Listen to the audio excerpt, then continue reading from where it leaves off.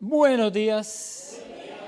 Eso sí, que escuchen allá afuera, que escuchen también allá en la transmisión, que sea una oportunidad también de dar testimonio de la felicidad que hay en medio nuestro, del gozo que es eterno, ¿cierto? El gozo que nunca se acabará.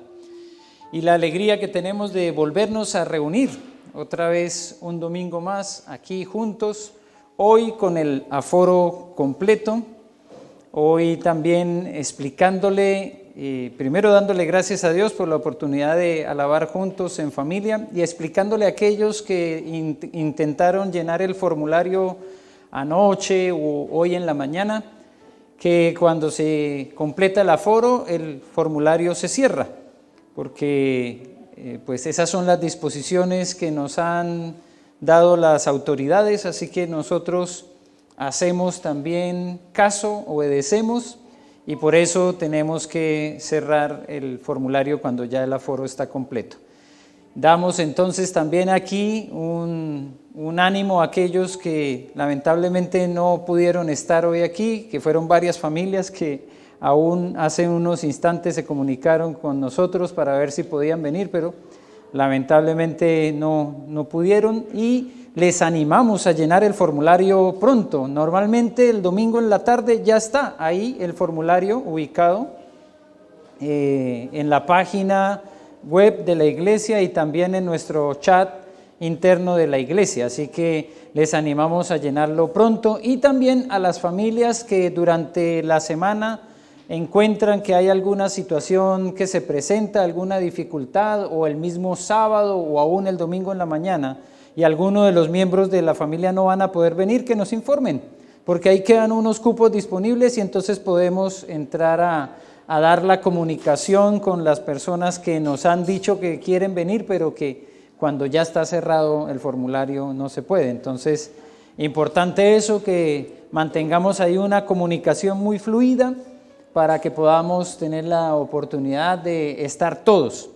También, si el Señor lo permite, pues vamos a entrar en contacto con los propietarios de este lugar, a ver si podemos hacer alguna modificación allí en la parte de atrás, mover este separador que hay allí, correr el mobiliario que hay allá atrás y extender un poco la posibilidad del aforo, ¿ya? Y con eso entonces podemos estar más arriba del número que nos han dicho, ¿cierto? Ellos nos dieron una autorización para ocupar este lugar de acuerdo a los metros cuadrados y de acuerdo a la normativa, pero solo contempla este salón.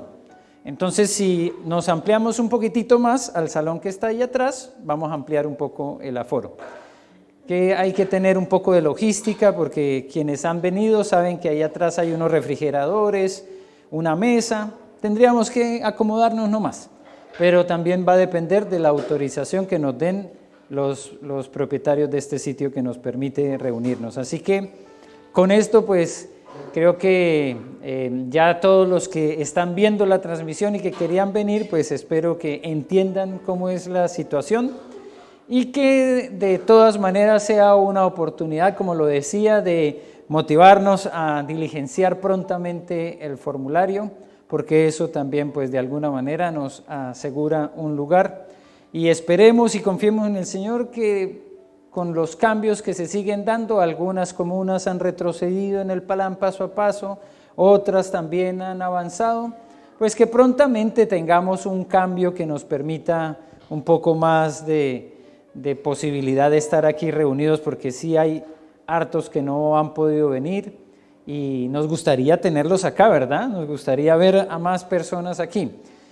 Yo solamente hago una mención de un tema que es un poco extraño, ¿cierto? Cuando uno ve que hay un distanciamiento en la fila para entrar ya sea al metro o a la micro. Pero ¿qué pasa cuando entramos al metro o a la micro? ¿Dónde quedó el distanciamiento, cierto? Entonces uno se queda como pensativo, ¿cierto? Hay mucho distanciamiento en ciertos espacios y en otros. Aquí tenemos abiertas las puertas, estamos atentos a lo que es la ventilación y esperamos entonces que con los cambios que se van generando, pues cada vez podamos estar más cantidad de amados hermanos y familia en Cristo aquí reunidos. porque nos hace bien, ¿verdad? Nos alegra escuchar las voces de los demás, nos alegra poder animarnos, aplaudir. No es lo mismo en la casa. Y a veces la tentación de quedarse allá escondido debajo de las cobijas es grande, ¿cierto? Y como alguien me enseñó algún día, nos toca empezar a reprender el espíritu de Sabanás, porque son las sábanas las que nos atrapan. Entonces, no, hay que seguir adelante aprovechando estas instancias y dando gracias al Señor porque nos podemos volver a juntar. Y nos juntamos para alabar, glorificar el nombre del Señor y también para ver su palabra, para escuchar su voz, para encontrar la guía, la dirección que viene de Él. La semana anterior seguimos mirando estos ministerios, los 5 ministerios de los cuales el apóstol Pablo nos habla en Efesios 4:11, que conforman la iglesia como tal, que nos dan la oportunidad de ver cómo los diferentes dones y talentos, el llamado del Señor, se ha visto reflejado en estos hombres y mujeres que han servido durante toda la historia de la iglesia. Esto no estamos hablando de la iglesia local, de solamente esta, sino de la historia de la iglesia y cómo el Señor se sirvió de personas, de hombres y mujeres que llevaron la palabra y que cumplieron una función determinada, como lo hicieron los apóstoles, dando el fundamento, como lo hicieron los profetas, dando la palabra que también quedó hoy consignada y que sigue siendo para nosotros bendición, como lo hicieron los evangelistas, aquellos que tomaron el mensaje, las buenas nuevas de salvación y no los detuvo nada. El que hoy nosotros estemos aquí es el resultado del evangelismo, de alguien que tomó la palabra de Dios y fue y la llevó, sin importar que en ocasiones a esos evangelistas los persiguieron para matarlos y en efecto a muchos los mataron. Yo leí un libro que me impactó mucho y no soy en la historia mía, cierto, anterior de joven, muy buen lector, yo tengo que reconocerlo, todavía me cuesta. Pero estaba muy joven, tenía como 15, 16 años y leí un libro que me impactó sobre lo que significó la llegada del evangelio a Rumania en tiempos de lo que se llamaba la cortina de hierro. Rumania, que hoy nosotros la vemos como una nación que está en libertad, también estuvo bajo la cobertura de la Unión de Repúblicas Socialistas Soviéticas. Entonces, el predicar el evangelio era algo prohibido.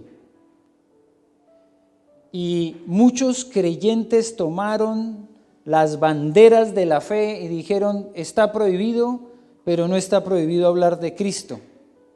Está prohibido, pero la palabra del Señor nos anima a seguir hablando de Cristo de una u otra forma.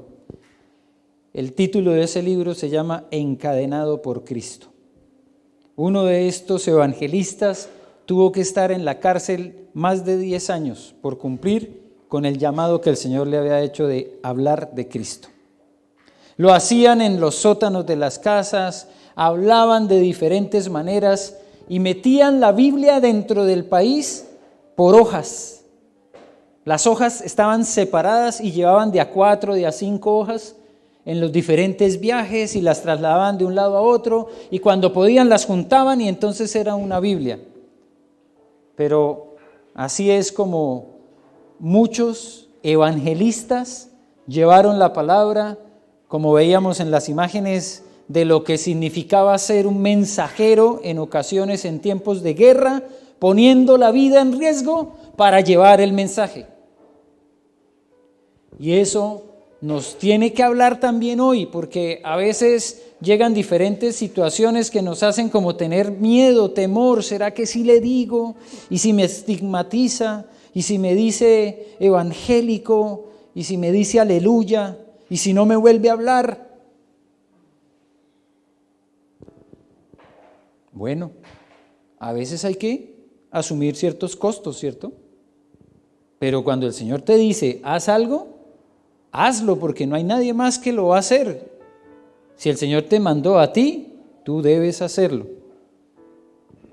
Así que Los evangelistas cumplieron también esa función especial y muchos de nosotros podemos decir, gracias Señor por esos evangelistas que llevaron la palabra, ya sea como en el caso mío a mi papá, porque fue el primer miembro de toda la familia. Yo les he dicho 12 hermanos por un lado, 14 por el otro, mi mamá 14, mi papá 12, familias grandes y el primer creyente, mi papá.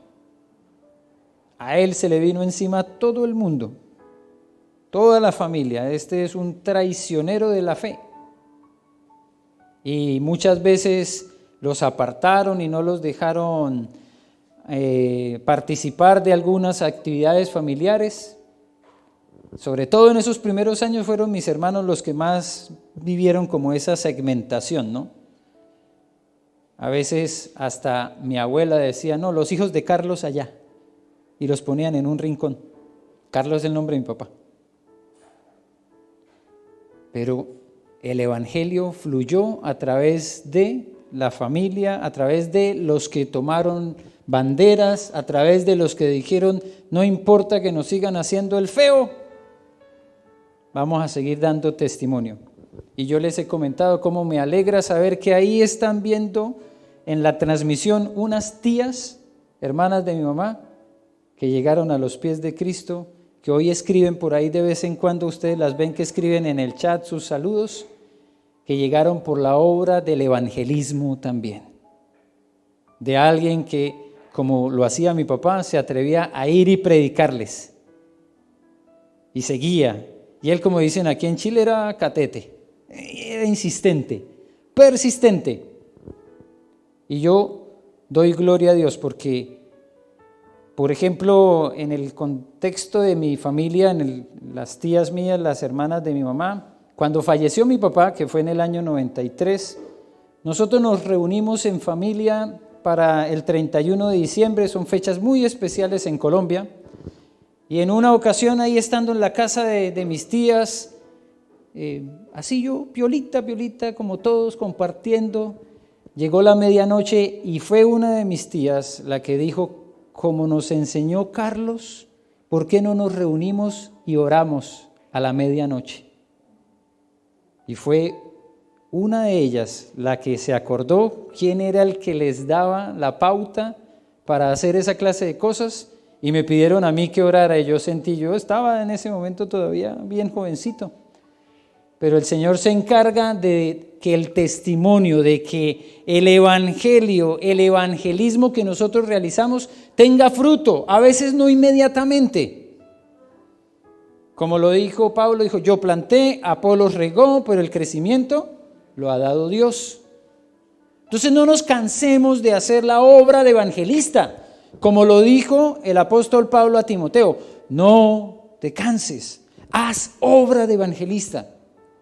Hagamos todos la obra de evangelistas, porque en el momento en el que el Señor lo disponga va a haber fruto.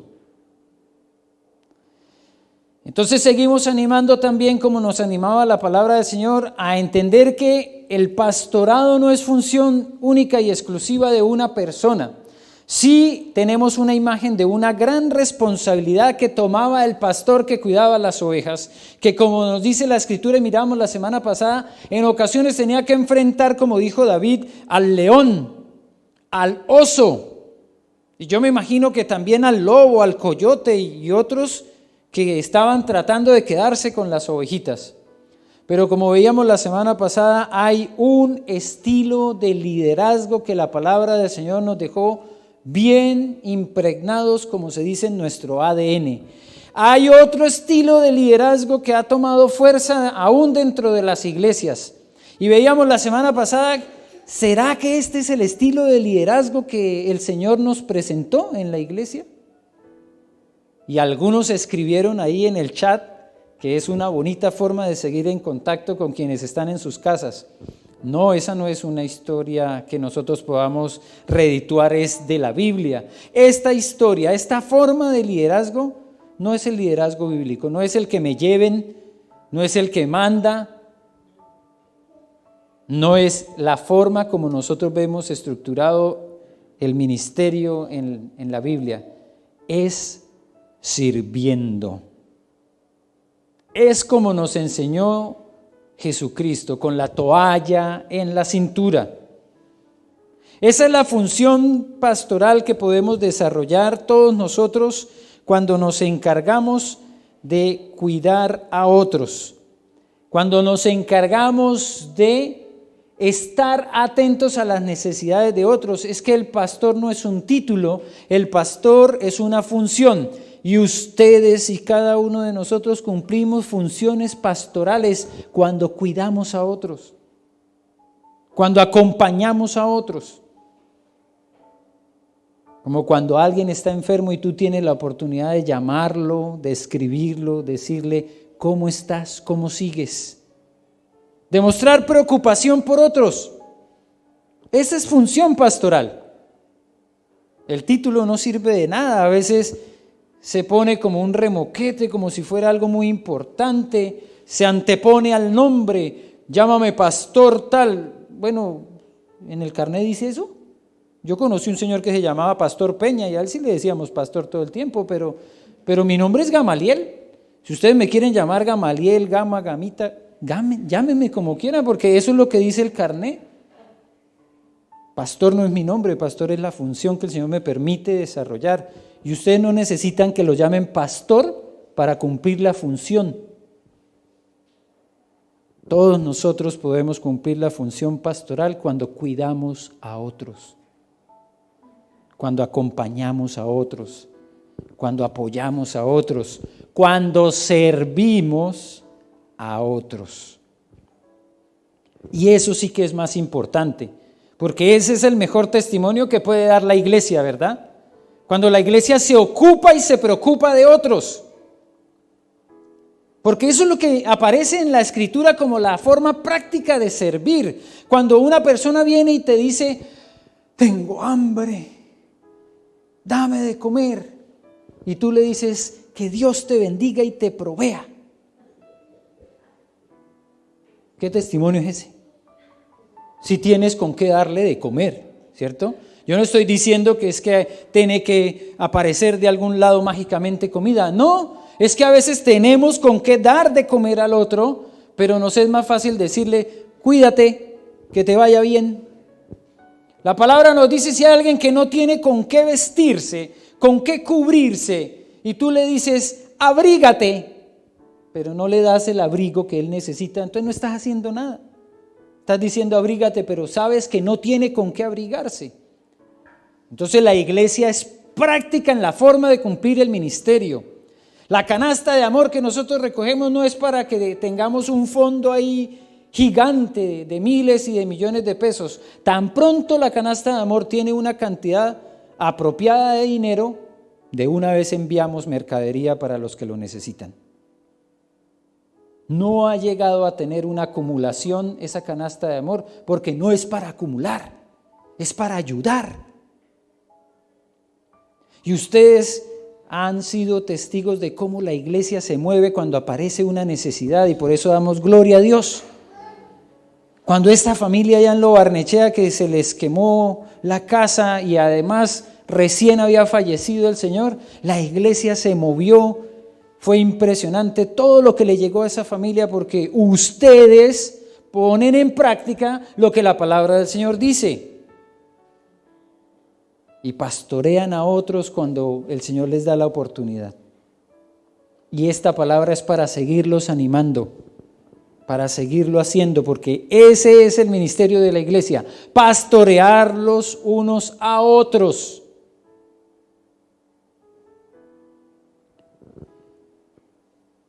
Gracias al Señor por tantas familias y tantos miembros de la iglesia que han entendido esto y lo ponen en práctica. ¿Y saben qué?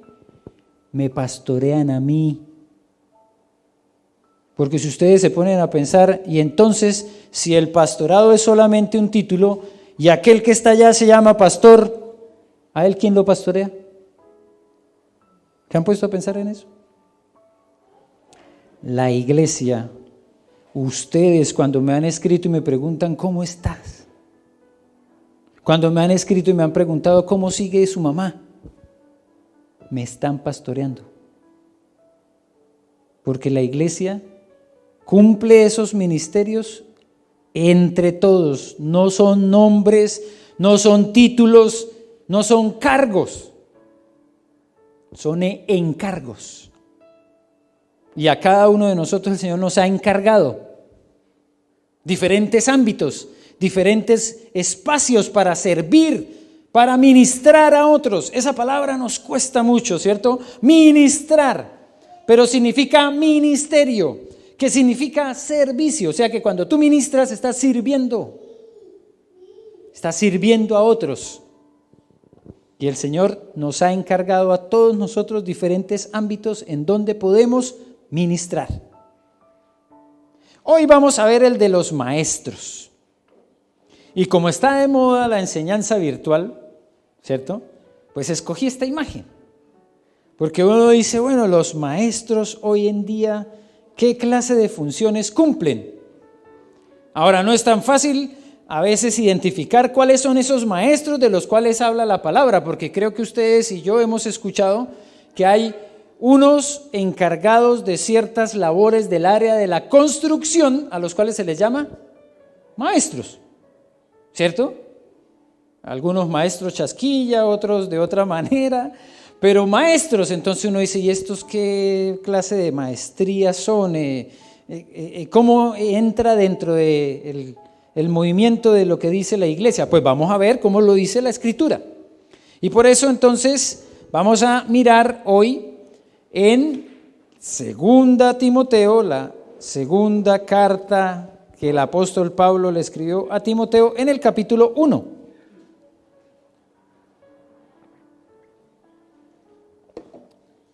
Vamos a leer un poco del contexto de en dónde es que aparecen los maestros en la Escritura y cómo son las características de estos maestros. Segunda carta del apóstol Pablo a Timoteo, capítulo 1. Leeremos del versículo 3 al 11.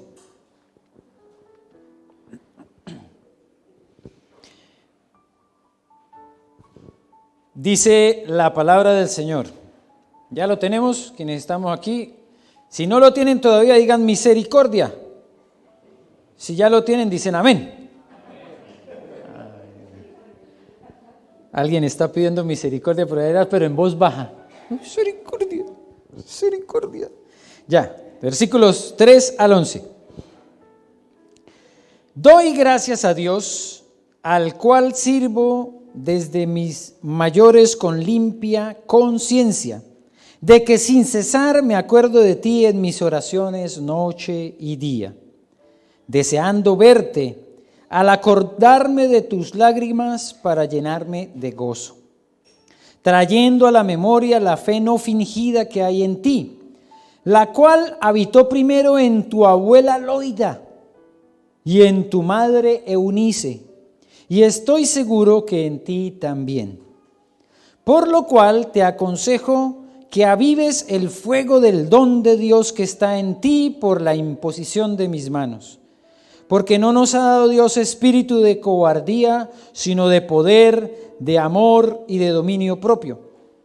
Por tanto, no te avergüences de dar testimonio de nuestro Señor, ni de mí, preso suyo, sino participa de las aflicciones por el Evangelio según el poder de Dios, quien nos salvó y llamó con llamamiento santo, no conforme a nuestras obras, sino según el propósito suyo y la gracia que nos fue dada en Cristo Jesús antes de los tiempos de los siglos, pero que ahora ha sido manifestada por la aparición de nuestro Salvador Jesucristo, el cual quitó la muerte y sacó a la luz la vida y la inmortalidad por el Evangelio, del cual yo fui constituido predicador, apóstol y maestro de los gentiles. Oremos. Señor, te damos gracias por esta palabra que acabamos de leer, la carta del apóstol Pablo a Timoteo, que hoy todavía nos sigue enseñando mucho y que necesitamos entender para poder ponerla en práctica. Gracias, Señor, por este maravilloso mensaje que sigue teniendo vigencia y que nos recuerda la función de los maestros, de aquellos que han tomado el tiempo, la dedicación, que han sido llamados y que enseñan a otros.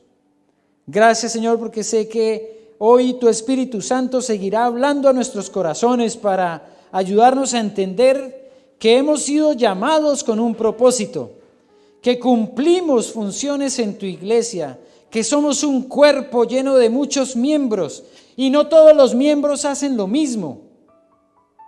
No hay unos más importantes que otros, pero todos los miembros hacen una misma función y todo el cuerpo da honra y gloria a ti.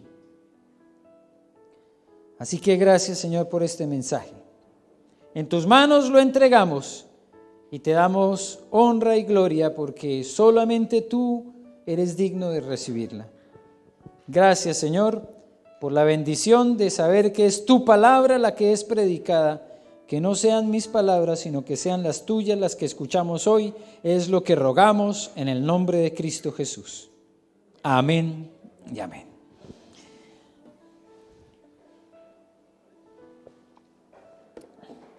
Bien, vamos a continuar pensando en la imagen bíblica de lo que es el liderazgo.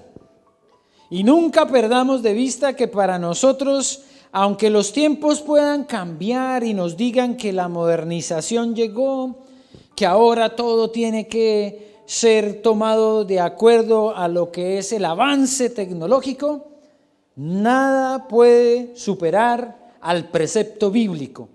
La Biblia va a seguir siendo para nosotros la norma de conducta, la guía, la dirección.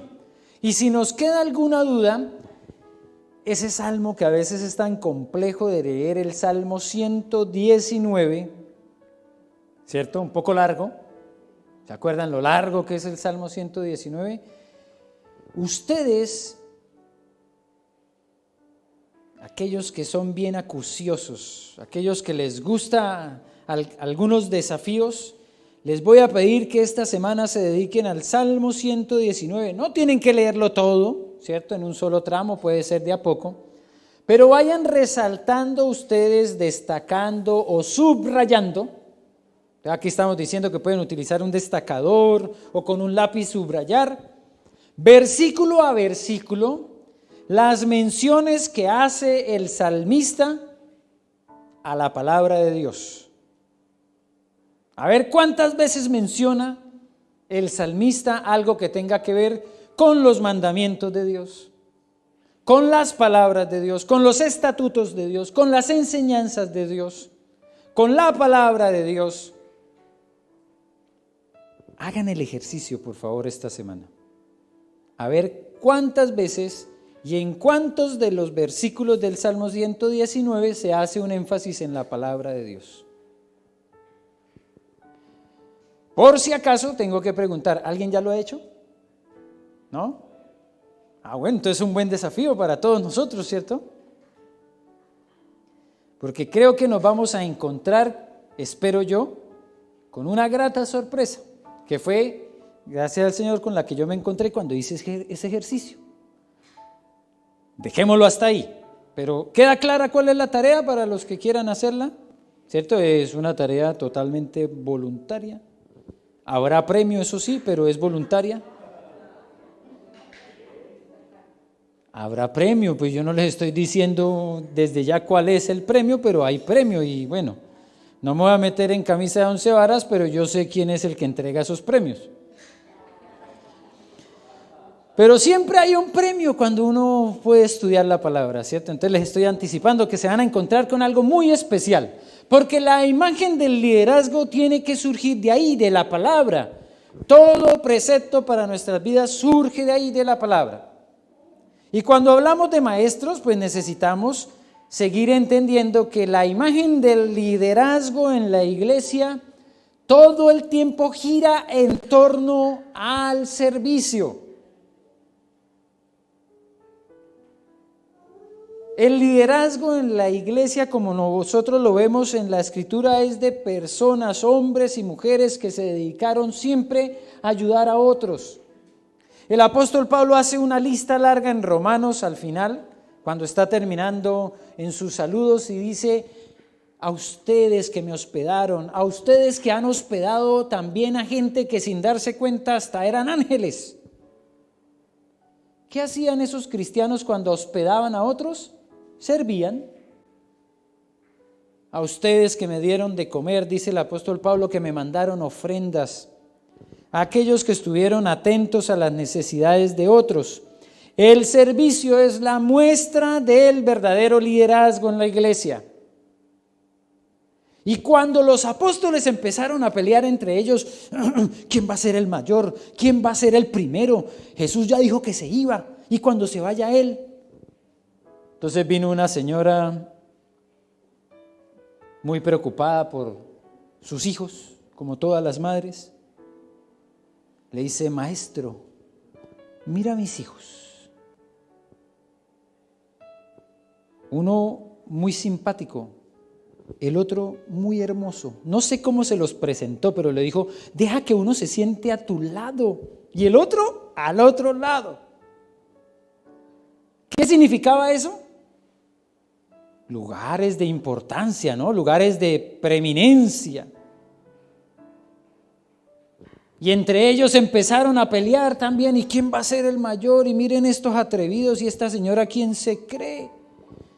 Y entonces Jesús les dijo: el que quiera ser el primero entre ustedes será el servidor de todos.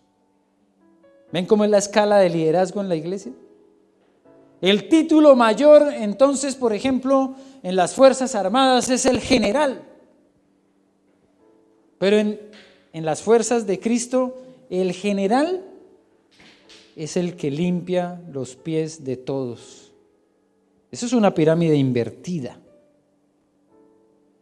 Pero pues nuestras organizaciones sí tienen muchas formas de estructurarse, de poner rótulos, de poner títulos para que se pueda evidenciar quién es el más importante. Pero en el cuerpo de Cristo, todos somos importantes y todos cumplimos funciones valerosas. Por eso cuando pensamos en los maestros tenemos que ir a la iglesia, tenemos que ir al Nuevo Testamento y tenemos que ir también hasta el Antiguo Testamento para poder ver quiénes son esos maestros. Porque el apóstol Pablo acaba de decirle a Timoteo: yo he sido puesto como, versículo 11, predicador, apóstol y maestro de los gentiles. Multiplicidad de funciones, pero seguía siendo el mismo. Podía cumplir con varias funciones al mismo tiempo. No, es que yo solamente fui llamado a ser apóstol. Servidme, que yo soy el apóstol San Pablo. Acuérdense que en ese momento no se llamaban santos tampoco. Pues nosotros lo vemos ahora y le dicen San Pablo, pero para él, ¿quién era? Yo, Pablo. Y en muchas ocasiones cuando él iniciaba una carta, escribía algo que rayaba hasta en el absurdo para algunos. Siervo de nuestro Señor Jesucristo, escribía Pablo. ¿Y saben qué significaba siervo? Esclavo. Esclavo. Entonces él decía: yo esclavo, y algunas personas decían: uy, ¿cómo? Pero si lo conocemos, si es un hombre muy letrado, si es alguien muy reconocido y se pone como siervo. Claro, porque para él el título más importante era siervo de nuestro Señor Jesucristo. Había sido constituido apóstol, predicador, maestro, pero para él lo más importante era ser siervo de nuestro Señor Jesucristo. Las demás eran asignaciones. Pero vamos a ver qué significaba ser maestro. Y para ello tenemos que remontarnos al Antiguo Testamento, a lo que era la Torá. Algunos de ustedes yo creo que ya han escuchado qué significa la palabra Torá. Algunos han leído al respecto de lo que la Torá enseñaba desde el principio, cuando el pueblo de Israel se constituyó como nación. La Torá normalmente ha sido traducida como la ley. Es una traducción para la palabra Torá, ley. Pero también significa enseñanza. Y en ese orden de ideas, la Torá entonces eran las enseñanzas más básicas que debían ser transmitidas a los hijos por parte de los padres. La Torá entonces hoy todavía está enmarcada dentro de lo que son los 5 primeros libros del Antiguo Testamento. Para el pueblo judío la Torá todavía hoy existe y son Génesis, Éxodo, Levítico, Números y Deuteronomio, los primeros 5 libros. Pero más allá de que fueran esa colección de libros que, como ustedes han escuchado, en algún momento eran rollos o eran solo páginas, pergaminos, después se convirtieron en hojas, pero inicialmente eran unos rollos, tenían un propósito bien especial, claro que sí, y era que se pudieran transmitir de una generación a otra. Por eso en Deuteronomio capítulo 6 quedó consignado por parte de Moisés cómo era que la Torá debía ser enseñada. Amarás a Jehová tu Dios con todo tu corazón y de toda tu mente. No me está ayudando mucho ahí el proyector, pero y con todas tus fuerzas. Y estas palabras que yo te mando hoy estarán. Joan, el cable está como moviéndose un poco, si puede por favor ajustarlo. Nos está haciendo una pilatuna aquí, entonces me voy directamente a Deuteronomio capítulo 6. Está el beneficio para los que están allá en sus casas, pero yo lo tengo aquí también listo. Dice, estas palabras que yo te mando hoy estarán sobre tu corazón, versículo 6, y las repetirás a tus hijos, y hablarás de ellas estando en tu casa, y andando por el camino, y al acostarte y cuando te levantes. Y las atarás como una señal en tu mano, y estarán como frontales entre tus ojos, y las escribirás en los postes de tu casa y en tus puertas. Imagínense la importancia de este mensaje. No solamente tenía que ser transmitido de una generación a otra, sino para asegurarse de que pudiera ser tan visual, debían llevarlo escrito en diferentes lugares, en los frontales, en los postes, en las paredes, en las murallas, hasta en la frente, dice el texto. Y para hacerlo de una manera mucho más gráfica, cuando el Señor le dio la indumentaria que debía llevar el sumo sacerdote, porque no fue un invento humano, nosotros lo encontramos en la Escritura, el Señor le dijo, mira, va a tener que llevar tales aditamentos de tales colores, y va a llevar una diadema en la frente, y en una lámina de oro ustedes van a escribir las siguientes palabras: santidad al Señor. El sumo sacerdote llevaba también escrito en la frente, no tatuado, en una lámina de oro llevaba escrito santidad al Señor. Así entendemos nosotros la preocupación de Dios para que esta enseñanza se transmitiera de padres a hijos. Y atención, que esto ya lo había mencionado en algún momento para los que son abuelos, que a veces escuchando lo que este mundo les dice, les llega un mensaje equivocado. El mundo dice que los papás son para criar y los abuelos ¿para qué? Yo me lo inventé, vea. Me lo acabo de inventar yo, ¿no? Ustedes saben que eso es lo que este mundo se ha encargado de transmitirle a una y otra generación. Que los abuelos tienen la responsabilidad de malcriar a los nietos. ¿En dónde? ¿Cómo se les ocurre? El respeto que debe tener un nieto por su abuelo es superior. Pero claro, las últimas generaciones sí se han criado lamentablemente con falta de respeto, no solamente a sus padres, sino a sus abuelos también. Pero desde un principio, esta es una de esas palabras que para nosotros es importante recordar. Este es el trabajo no solamente de los hijos con los padres, sino también de los abuelos con los nietos. Ahora, yo empecé desde el versículo 5, Pero miren lo que dice el versículo 2, para que temas a Jehová tu Dios, guardando todos sus estatutos y sus mandamientos que yo te mando, tú, tu hijo y el hijo de tu hijo. ¿Ven? Tú, tu hijo y el hijo de tu hijo. ¿En dónde está malcriar ahí? No. Los abuelos también tienen esa hermosa responsabilidad de enseñar, no solamente a sus hijos, sino también a sus nietos. Y ahí hay una apertura gigante, porque cuando un niño se levanta con un buen concepto de quién es su abuelo, cuando los papás se han encargado de también dar honra a sus papás, los niños que se levantan ven a sus abuelos como alguien al que hay que también honrar, al que hay que también respetar. Y entonces lo que diga el abuelo, lo que diga la abuela también va a ser una palabra para respetar, es una palabra valiosa, es una palabra importante. ¿Por qué? Porque desde el principio el Señor le dijo, es para ti, para tus hijos y para los hijos de tus hijos. Darles el amor de Dios, compartirles el amor de Dios a los nietos y no solamente pensar en malcriarlos, es cumplir con una función que el Señor entregó como parte de nuestra responsabilidad de enseñar a otros. Entonces, claramente lo que la palabra del Señor nos muestra es que en el principio la función de maestros de enseñanza claramente estaba otorgada a la familia y no estaba supeditada solamente a padres e hijos, sino vean que también los abuelos intervenían fundamentalmente enseñando.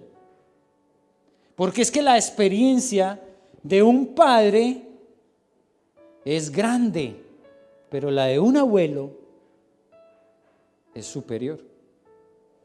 Hoy, cuando a veces nosotros los que tenemos padres adolescentes decimos, ¿cómo salen estos muchachos de terribles? ¿Cómo hacen estas cosas que están haciendo?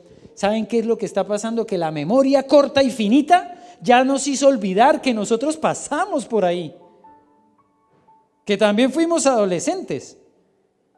Y entonces, ¿quién nos puede ayudar a recordarnos cómo fuimos cuando estábamos en esa edad?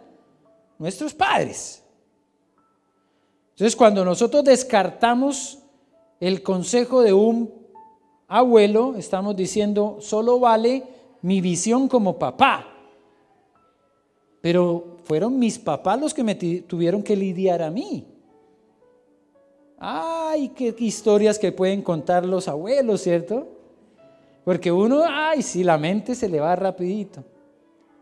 Pero es valioso ese consejo del abuelo, porque hace parte de una familia, hace parte de una experiencia, hace parte de un proceso de enseñanza que la Escritura nos dejó muy bien consignado, incluye a varias generaciones.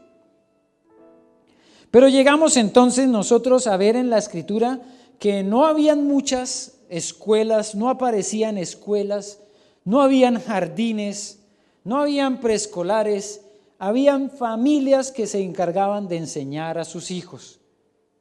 Y la transmisión era de padres a hijos. Ahora, en el Nuevo Testamento ya empezaron a verse las funcionalidades de maestros que sí realmente cumplían una función específica de enseñanza. Esta es la palabra griega que traduce como maestro, didáscalos, así se lee. Didáscalos aparece en el Nuevo Testamento ya como la imagen de unos maestros que se encargaban de transmitir enseñanza. Esto lo hacían, por ejemplo, los filósofos griegos, aquellos de los que hemos escuchado por ahí como personajes famosos, Sócrates, Pitágoras, Platón. Ellos daban cátedra. ¿Y qué era la cátedra? Era una silla, era una roca, era un lugar donde ellos se sentaban y desde ahí enseñaban. La cátedra entonces después se convirtió como en el pensum, en toda la información de un ramo o de una materia. Pero inicialmente cuando alguien daba cátedra, se sentaba a enseñar. Y cuando uno de estos filósofos entonces empezaba a enseñar, la gente se amontonaba y venían y escuchaban, porque parece que habían cosas buenas que ellos enseñaban. Y a eso se les llamaban didáscalos, los maestros en el Nuevo Testamento que enseñaban. Acuérdense que Jesús se puso en el templo a enseñar, y era pequeñito, era joven, y los viejos venían y le decían: uy, pero ¿cómo este niño sale con todas esas cosas? Claro, el Hijo de Dios enseñándole a los hijos de Dios. Pero después, cuando ya Jesús creció, entraba en las sinagogas, tomaba la lectura, tomaba el papel en donde estaba escrita la palabra, la leyó y dijo: hoy esta escritura se ha cumplido. Y salía a los valles, salía a las plazas y seguía predicando, y la gente se aglutinaba alrededor de él. Por eso a Jesús lo empezaron a llamar, se me fue esta aquí, Rabí. Rabí también lo llamaron a Jesús. ¿Por qué? Porque a él venían a buscarlo para sus enseñanzas. Rabí es la palabra hebrea para didáscalos, maestro. Miren cómo encontramos en la Escritura que hablaban de aquellos que tenían un reconocimiento. En Juan capítulo 3, versículo 26, hablando de Juan el Bautista, dice: y vinieron a Juan y le dijeron: Rabí, mira, el que estaba contigo al otro lado del Jordán, de quien diste testimonio, está bautizando y todos van a él. Porque Juan ya había sido reconocido como rabí, como maestro, y venían a él. Pero también ahora estaban yendo donde iba Jesús. Jesús está allá al otro lado y la gente va donde él. Cuando hablaban con Jesús, dice en Juan 1:38, Jesús se volvió y viendo que le seguían les dijo: ¿qué buscáis? Y ellos le dijeron: Rabí. Y aquí sí nos dice más claramente que traducido quiere decir maestro. Jesús fue un maestro. Juan el Bautista fue un maestro. Y hubo muchos otros maestros que cumplieron una función especial de transmitir y de enseñar el mensaje. Y eso nosotros lo vemos como un avance, un crecimiento, podría ser de alguna manera el mecanismo que el Señor utilizó para que la palabra siguiera llegando de unos a otros. No desaparecieron los papás, no desapareció la función que cumplía la familia, porque si volvemos a la segunda carta del apóstol Pablo a Timoteo, no la hemos perdido de vista porque fue nuestro punto inicial, ¿cierto? El apóstol Pablo le está escribiendo a Timoteo, le dice: me acuerdo de ti en mis oraciones, de tu limpia conciencia. Ya quisiera yo ir donde tú estás, pero estoy preso, le dice el apóstol Pablo, deseando verte y trayendo a la memoria, versículo 5, la fe no fingida que hay en ti, la cual habitó primero ¿en quién? En tu abuela. En la abuela, y la identifica, Loida. Y también ¿en quién más? Y en tu madre, Eunice. ¿Ven? ¿Quién le transmitió la fe a Timoteo? Su abuela y su madre. Claro que también hay maestros como Jesús, como Juan, pero la función no ha terminado en la familia. Por eso una y otra vez hemos dicho, las escuelas hoy, los colegios, las universidades imparten conocimiento, pero la educación ¿de dónde viene? De la casa. Los maestros están en la casa.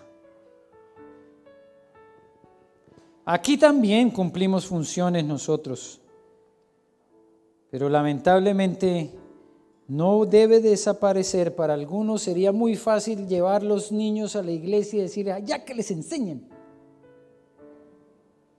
Eso sería mucho más fácil, ¿cierto? Como a veces nos preocupa cuando les ponen tantas tareas ahí a los chicos. Porque es que cuando les ponen mucha tarea a los muchachos cuando están en tempranas edades, ¿quién hace la tarea? Muchas veces los padres.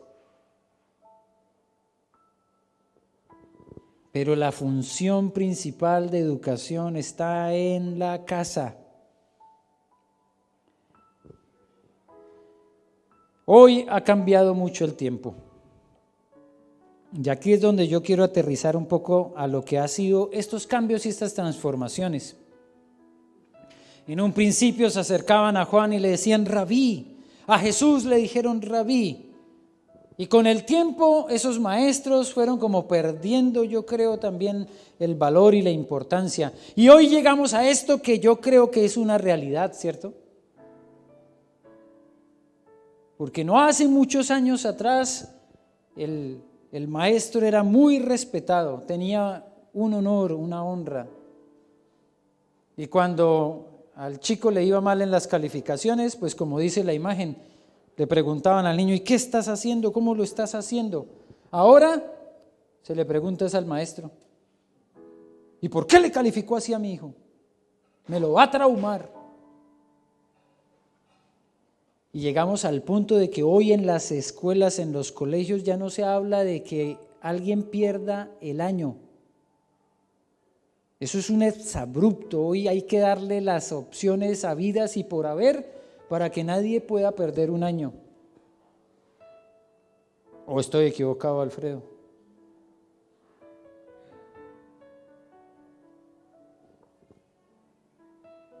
¿Por qué? Porque el sistema ha ido cambiando. Ya el respeto a los maestros, a los profesores, se ha perdido. Y entonces los muchachos entran a las aulas y saludan, no saludan, se van cuando quieren. ¿Y quién los respalda? El sistema educativo que les dice, no, es que ellos son libres de escoger si quieren estudiar o no. Las tareas las hacen si quieren. ¿Por qué? Porque el sistema ahora es que se pueden traumar con cualquier cosa que uno les diga. Traumar. A ver cuántos de los que están aquí recibieron una que otra reglita de madera. ¿Sí? Muy traumada. ¿Quedaste muy traumada? Claro, no estamos aquí ratificando que está bien el abuso ni el maltrato, no estoy diciendo eso.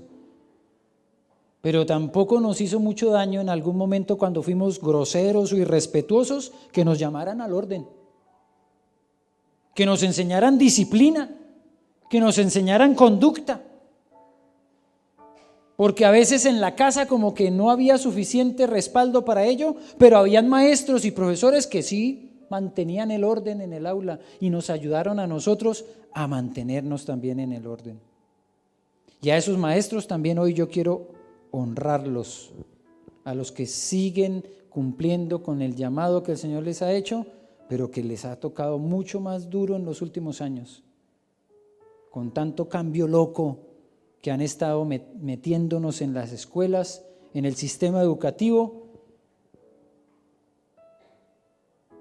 que ha hecho que hoy, por ejemplo, los muchachos no respeten el colegio, no respeten las aulas y mucho menos a sus autoridades que son sus profesores.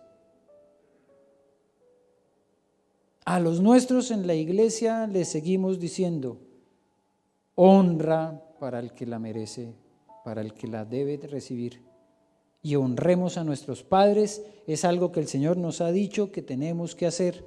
Honra a padre y madre, eso no va a cambiar nunca.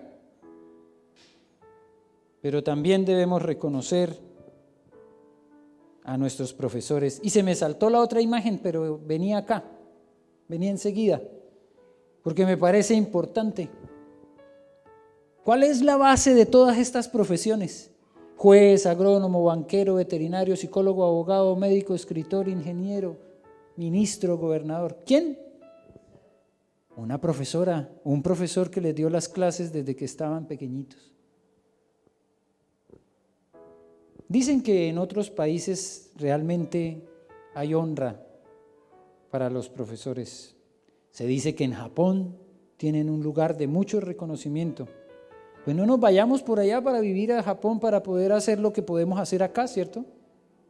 Y honremos a nuestros maestros. Respetemos a nuestros profesores y enseñemos a nuestros niños, porque somos nosotros, los padres y los abuelos, los llamados a dar la primera enseñanza. Y somos nosotros desde la casa los que les enseñamos que respeten a sus profesores.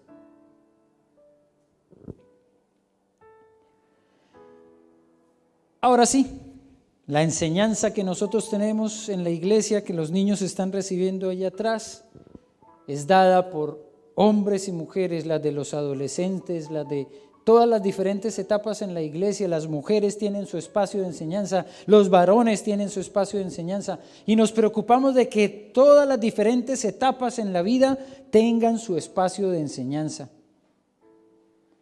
Cuando hacemos estos grupos homogéneos, cuando se reúnen los juveniles los viernes en la noche, queremos que ellos tengan un ambiente en el cual puedan hablar tranquilamente, compartir sus pensamientos, compartir sus experiencias. Y eso lo pensamos porque así como seguimos viendo la imagen de la ovejita también va a crecer. Y hay etapas en el crecimiento de la oveja en donde, como decíamos la semana pasada, a veces hay que darle con la mamadera. Pero si la oveja ya está grande, ya no sirve de nada la mamadera, ya tiene que comer pasto. Y cada vez un pasto que esté más nutritivo.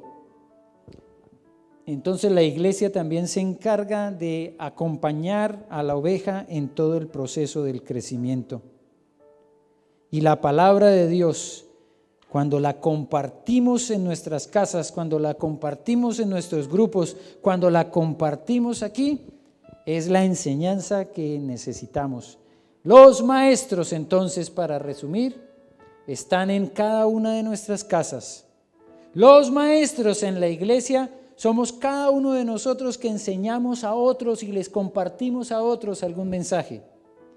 Los maestros hacen parte fundamental del proceso en el cual el Señor nos entregó un cuerpo que es la iglesia para que crezca, para que se desarrolle y para que avance. Oremos por nuestros maestros. Demos gracias al Señor por aquellos que disponen de tiempo, de energías para hacer un video como lo tuvimos que hacer en la época de la pandemia, para dar las clases por Zoom.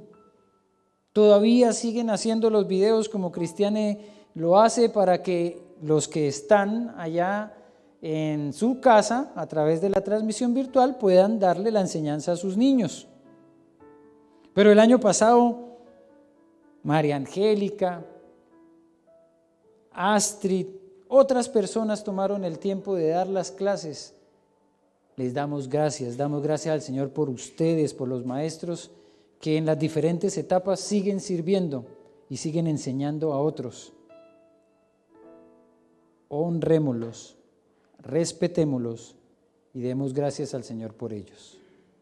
Padre, te alabamos y te bendecimos, te damos gracias por esta oportunidad de mirar cómo estructuramos la funcionalidad de los pastores, de todos aquellos que han servido antes que nosotros, como evangelistas, como profetas, también con los apóstoles, pero especialmente hoy vemos a los maestros y damos gracias por aquellos que han dedicado su vida por compartir a otros, por enseñar a otros. Ese llamado maravilloso que tú nos haces de no quedarnos con el conocimiento que hemos recibido, sino transmitirlo a otros. Gracias, Señor, por aquellos padres de familia, por aquellos abuelos que han entendido la responsabilidad de enseñanza que tienen con sus hijos y con sus nietos. Que los acompañes y que tu Espíritu Santo les guíe. Eso es lo que rogamos, lo que pedimos, y que tú otorgues también un reconocimiento especial Y una bendición especial para todos aquellos que se dejan usar y que son instrumentos tuyos para enseñar a otros como maestros. Los bendecimos y te damos gracias por ellos en el nombre de Cristo Jesús. Amén y amén.